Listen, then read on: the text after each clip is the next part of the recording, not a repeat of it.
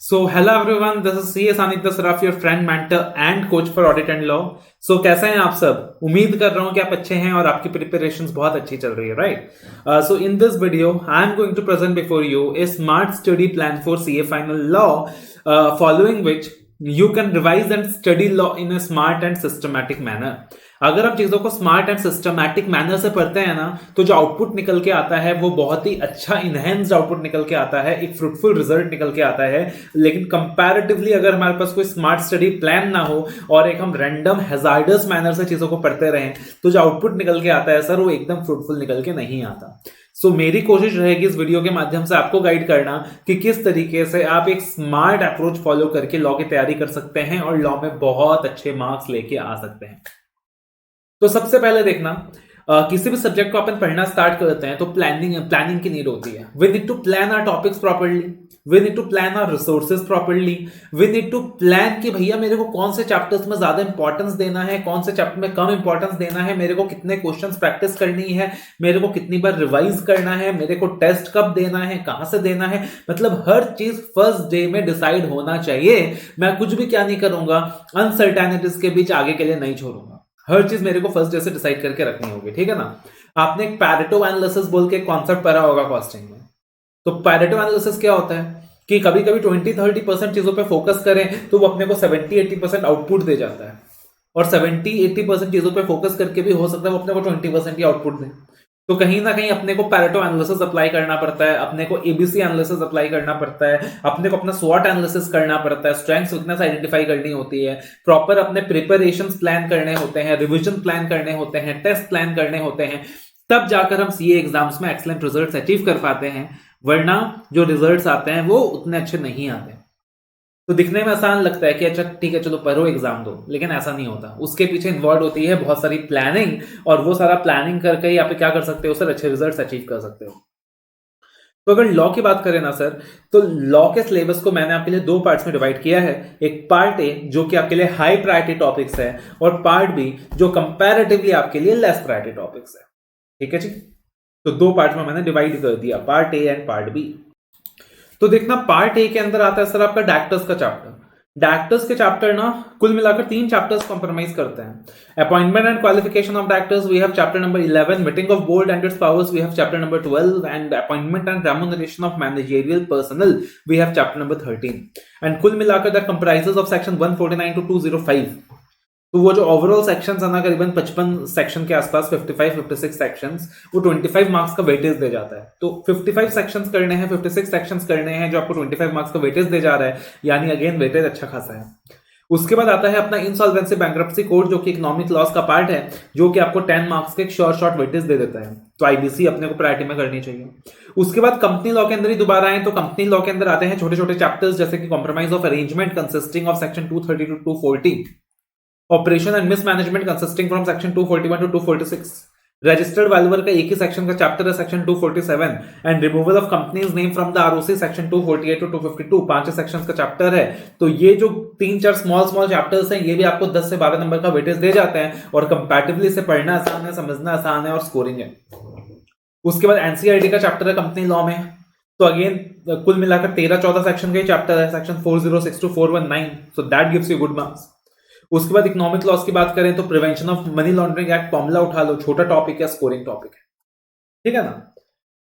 उसके बाद SEBI loader regulations, this chapter I से कि भाई ये ऑडिट में भी है, लॉ में भी है, दोनों में इसका वेटेज है। तो बिकॉज अगेन इसका वेटेज दोनों में है, तो अपने लिए बहुत इंपॉर्टेंट बन जाता है। सेबी लोडर पहले अच्छे से कर लीजिए। Then coming to FEMA, foreign exchange management act. FEMA को मैंने फर्दर दो पार्ट में डिवाइड किया है, फेमा पार्ट 1, पार्ट 2।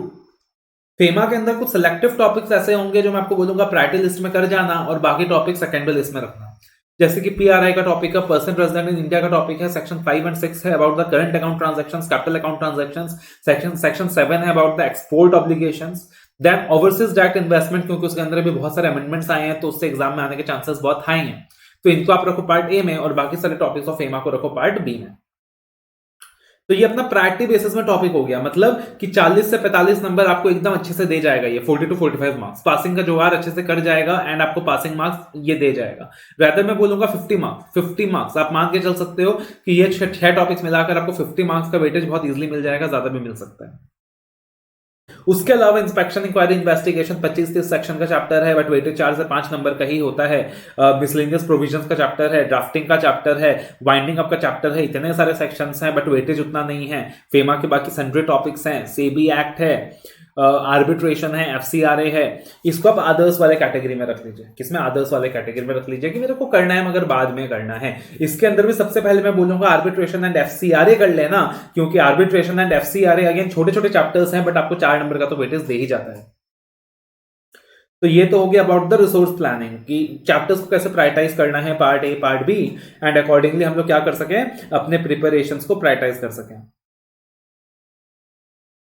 अब देखिएगा यहां पे आपने जब रिविजन्स करनी है, तो आपने जब अपने रिविजन प्लान करने हैं, तो कुल मिलाकर आपको एग्जाम के लिए एटलीस्ट 5 रिविजन प्लान करना है। रिवीजन 1 आइडियली 60 आवर्स में पूरा का पूरा लॉ हो जाना चाहिए। ये मैं इस बेसिस में बोल रहा हूं आपको दावे के साथ कि 60 आवर्स में हो सकता है कि भाई अपना जो फास्ट ट्रैक क्लासेस है उसका ही ड्यूरेशन 58 to 59 आवर्स है। तो क्लासेस के अंदर ही अगर मैंने 58 आवर्स में पूरा आपको चीजें कंप्लीट कराई हैं, तो ऑब्वियसली आप खुद से भी इतना टाइम में रिवाइज कर सकते हो। एक और चीज आप कर सकते हो कि आपने फास्ट ट्रैक क्लास देख रहे हो सपोज, तो आपने क्लास देखी, क्लास के साथ अपने साथ में रिवाइज भी कर लिया। तो क्लासेस के अलावा जो रिविजन टाइम है वो 60 आवर्स का ही लगेगा, है ना। तो रिवीजन 1 60 आवर्स में हो जाना चाहिए, विद क्लासेस विदाउट क्लासेस हो जाना चाहिए। नहीं हो रहा, तुमको लगता है खुद से सेल्फ स्टडी करके 60 आवर्स में रिवाइज नहीं हो पा रहा, ज्यादा टाइम लग रहा है, तो क्लासेस ले लो। रिवीजन 2 लर्निंग कर्व की थ्योरी अप्लाई करती है sir. Every subsequent revision takes lesser time, तो रिवीजन 2 कंपैरेटिवली 45 आवर्स में हो जाना चाहिए मान लीजिए। रिवीजन 3 कंपैरेटिवली 35 आवर्स में हो जाना चाहिए मान लीजिए। रिवीजन 4 कंपैरेटिवली 30 आवर्स में हो जाना चाहिए मान लीजिए। और रिवीजन 5 जो लास्ट रिवीजन होगा कंपैरेटिवली 20 घंटे में हो जाना चाहिए। तो ये रिवीजन 5 बेसिकली आपका कौन सा रिवीजन होना चाहिए कि एग्जाम आने वाला है, 15 दिन पहले हमने 1.5 दिन का स्लॉट अपने लिए प्लान कर लिया कि 1.5 दिन मेरे को सिर्फ लॉ पढ़ना है और 20 घंटे में लॉ कंप्लीट करना है और एक 100 मार्क का टेस्ट देना है, राइट। तो that is the kind of preparation we should plan.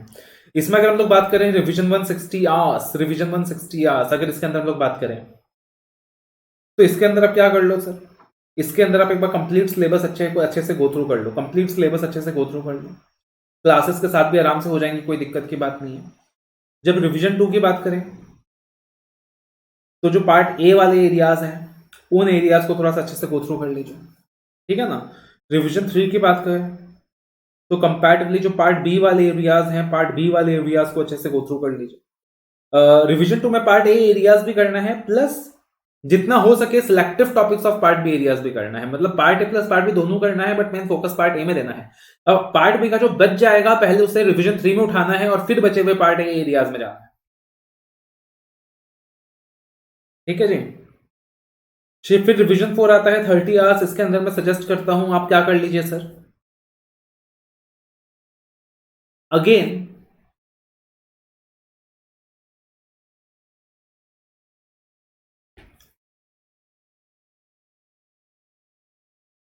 यहां पे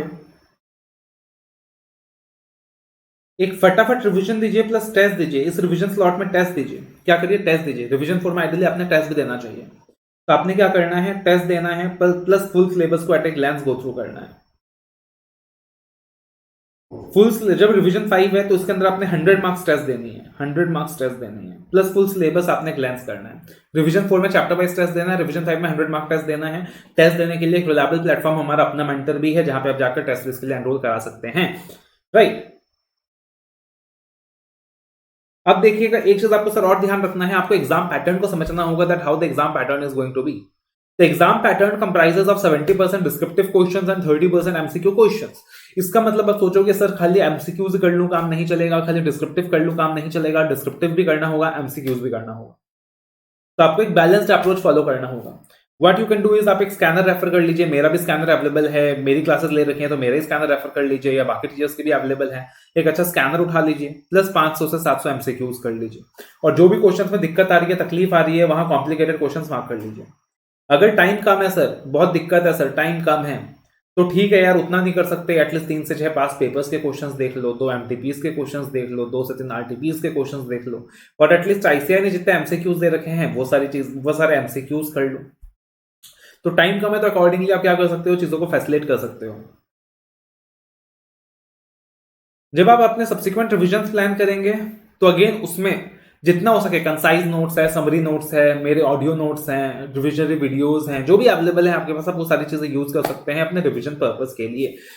एक मंत्र याद रखिएगा मेरा, आप सोचोगे सर मैं 100% चीजें कवर अप कर लूं, हर एक चीज कर लूं, हर एक सेक्शन कर लूं, हर एक चीज मगअप कर लूं, तो उसमें क्या होगा, आपका रिवीजन का जो क्वालिटी है वो डिमिनिश होगा। 5 की जगह 2 ही रिवीजन कर पाएंगे, आपका क्वालिटी ऑफ रिटेंशन डिमिनिश होगा। इस तरह मैं क्या बोलूंगा, भाई तू 80% सिलेबस कर मगर 2 की जगह 5 बार कर, तो उससे क्या होगा, तुम्हारा रिटेंशन इंक्रीज होगा, आपका जो क्वालिटी ऑफ आंसर्स है वो इनहेंस होगा। और जो बचा हुआ टाइम है उसमें आप टेस्ट में फोकस करो, टेस्ट दो, क्वेश्चंस की प्रैक्टिस करो, कि एग्जाम में तुमको 80% तुम तैयारी करके गए हो ना, तुम उससे भी 60 ला सकते हो, बट तुम 100% तैयारी करके गए हो बट सब कुछ एवरेज है, हल्का फुल्का है, क्वालिटी कम है, तो उससे काम नहीं चलेगा। ये सीए फाइनल का एग्जाम है, तो अपने को ये चीज समझनी होगी that revising 80% syllabus 5 times will give me much more result than revising 100% syllabus 2 times and ensuring 5 revisions plus conceptual clarity. देखो आज के टाइम में क्या कॉन्सेप्चुअल क्लैरिटी है, नहीं है तो अभी के अभी क्लासेस लगा लो। कॉन्सेप्चुअल क्लैरिटी है तो भैया क्लासेस की कोई जरूरत नहीं है, तुम अभी के अभी अपने आप को रूम में लॉक करो और रिवीजन करना स्टार्ट कर दो। प्लस क्वेश्चंस की प्रैक्टिस करना बहुत जरूरी है। प्लस मेरे को रिटन टेस्ट देना बहुत जरूरी है, बिना टेस्ट के काम नहीं चलेगा। That is going to ensure my success in examination, ठीक है ना। तो यहां पे बहुत सारी बातें आपको मैंने बोली है। प्लान योर रिसोर्सेज, क्लासेस कौन सा लगाऊं, अगर क्लास लेनी है तो कौन सा लगाऊं, नहीं लेनी है तो कोई बात नहीं। तो भैया सब चीज तुम अभी से प्लान कर लो। हाँ मेरे को फलाना जगह से क्लासेस लेनी है, 50-60 घंटे का क्लास का ड्यूरेशन है, 15 दिन 4-4 घंटे करके क्लासेस देखूंगा, साथ में एक बार रिवाइज कर लूंगा, फिर अगला रिवीजन में अगले महीने करूंगा, थर्ड रिवीजन में थर्ड मंथ करूंगा, फोर्थ रिवीजन फोर्थ मंथ करूंगा, फिफ्थ रिवीजन भी लास्ट मंथ एंड में कर लूंगा। सेकेंड रिवीजन के वक्त मैं what I am going to do is further, जब मैं मान लीजिए फर्स्ट रिवीजन कर रहा हूं तो आपने फर्स्ट चैप्टर कर लिया, सेकंड चैप्टर कर लिया, थर्ड चैप्टर में आए तो उस वक्त मैं फर्स्ट चैप्टर के सर के ऑडियो नोट सुनूंगा। फिफ्थ चैप्टर रिवाइज कर रहा हूं, फिर मैं सर के सेकंड और थर्ड चैप्टर के ऑडियो नोट सुनूंगा। सिक्स्थ और सेवंथ चैप्टर रिवाइज कर रहा हूं, सर के sixth and seventh chapter, fifth and sixth chapter के ऑडियो नोट सुनूंगा। तो इस तरीके से हम चीजों को प्लान आउट कर लेना, तो हमारा जो रिविजन का रिजल्ट निकल के आएगा ना सर, बहुत अच्छा निकल के आएगा, है ना, राइट। अभी एक बच्चे का YouTube में नोटिफिकेशन आया था, sir I got 75 marks in economic loss using your resources. तो बहुत अच्छा लगता है यार, दिन भर ऐसे मैसेजेस बच्चों के आते ही रहते हैं, तभी लाइव आपके सामने ही आ गया, राइट। तो hopefully this video is going to help you out and you are going to just crack your examinations. All the very best.